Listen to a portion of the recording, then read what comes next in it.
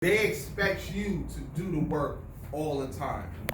If you have a CEO's mentality, you'll have a CEO's pocket. I promise you that. That math will always add up. You gotta approach all your situations as if you control that situation from the highest level up. Because at some point, somebody's gonna recognize it. And if you're not being recognizable, what are you really doing? It's not the goal shouldn't be for everybody to know you. The goal should be for everybody to recognize you. You walk into a room, I know who he is. He doesn't have to say anything. She doesn't have to say anything. But you're recognizable, which means people respect your position, respect who you are. Last night, I took my mentees out to an event, a fundraiser event, and they commanded a room. These CEOs and top executives were doing a fundraiser for Strive, and I took my mentees out, and they commanded the room. Presence, speaking eloquently, showing up, like they showed up.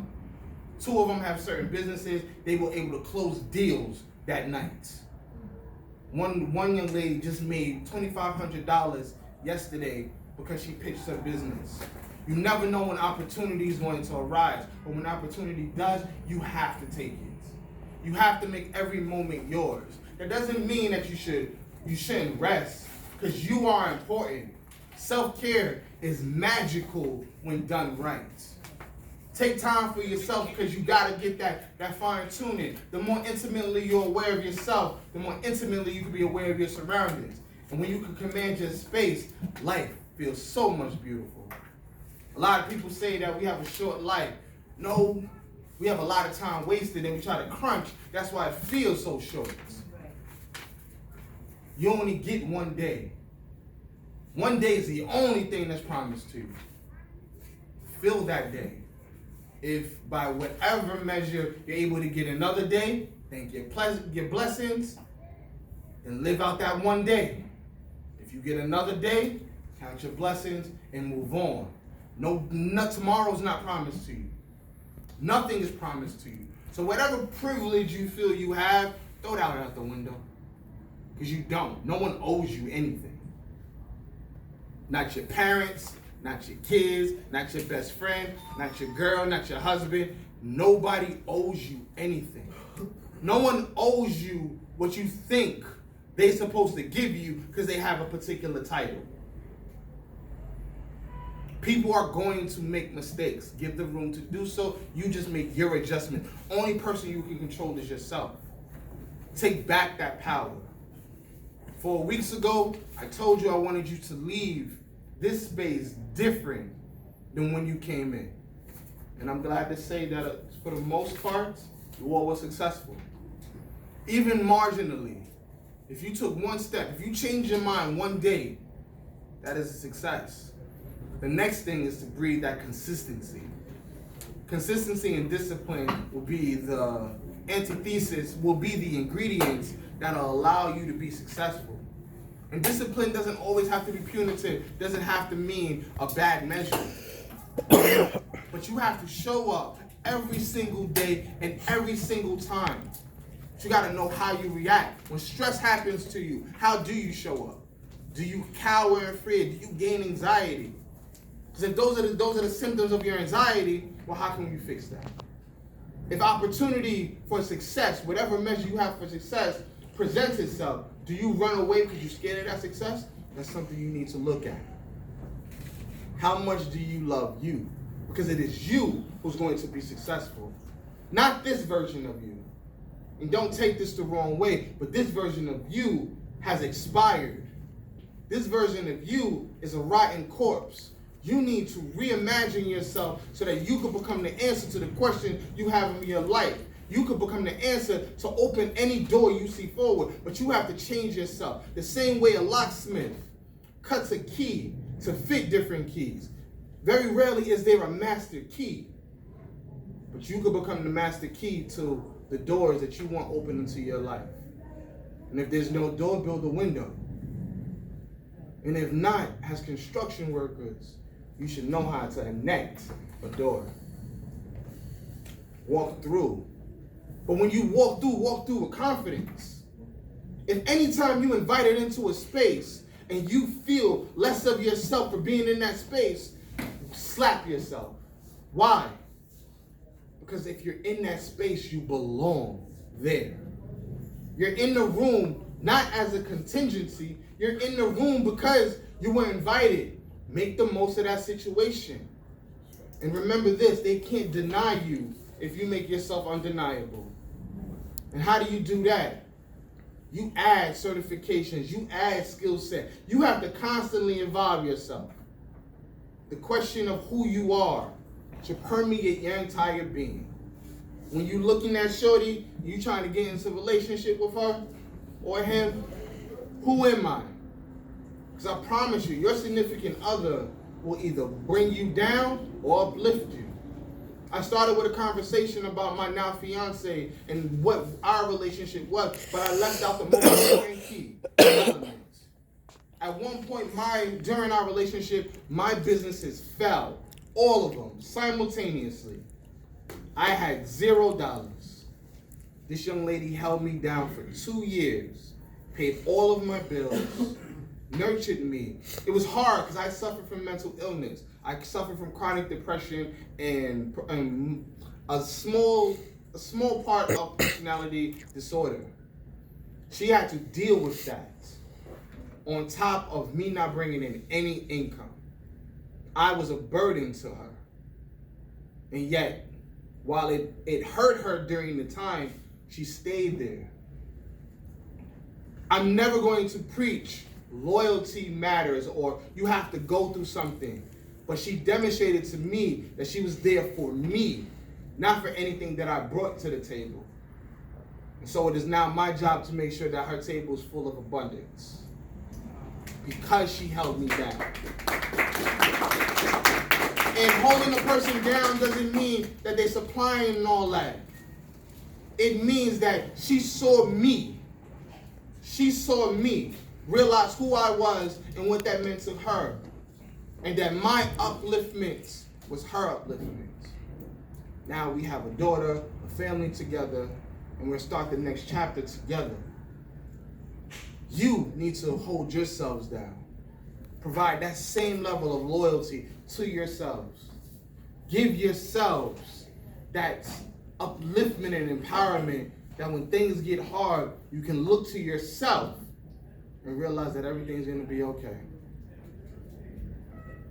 The answer is within you. You have everything. Utilize it. Don't worry about the pieces of paper that you're going to get today and next month or down the road. Those certifications, those certificates mean nothing until you put them in action. So you present yourself in a manner that's going to allow people to want to pour into you. Allow people, put yourself in position so people can invest in you. And investing in you doesn't always have to be money. Someone's time, someone's energy, someone's insight. Part of the way to get into my mentoring program is if you prove to me that I can trust you with my time, my insights, and my resources. Things that I told for to amass. Can I trust you to utilize the knowledge I give to make sure that your life can be elevated? That's all people want from you. That's what any relationship is established on.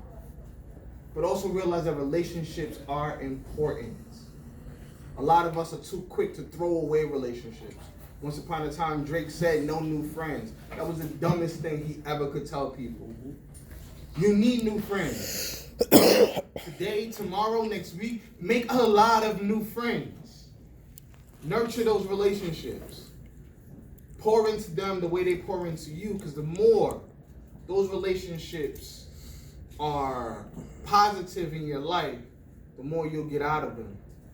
And the more you'll be able to leverage it to get more money in your pockets.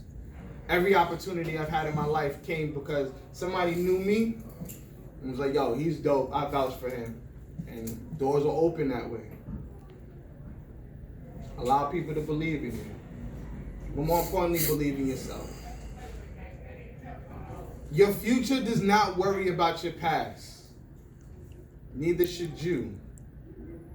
Get past the glass ceiling that you've created for yourself and live the life that you was always meant to live. At one point, you had a dream for yourself that may have been squandered by your own indecision, your own mistakes, your own bad thoughts, the systems that are aligned to break you. But that's just a maze of the story. The end result can still be if that dream is real for you. And a lot of us dream and want things, but we are lazy in the execution. We have ideas out the wazoo, but we don't execute. Plans mean nothing without execution. You guys know sports, coach can draw up the best play. If you don't do it the right way, that play means nothing. Become the greatest coach for your own lives. If you ever get stuck, find a mentor, find a coach. Allow yourself to be taught. Somebody will recognize you. And they'll only recognize you when you can see yourself. If one day you wake up and can look in the mirror and say, I see you, I promise you, when you look around the rest of your life, you'll be up. Congratulations on surviving me.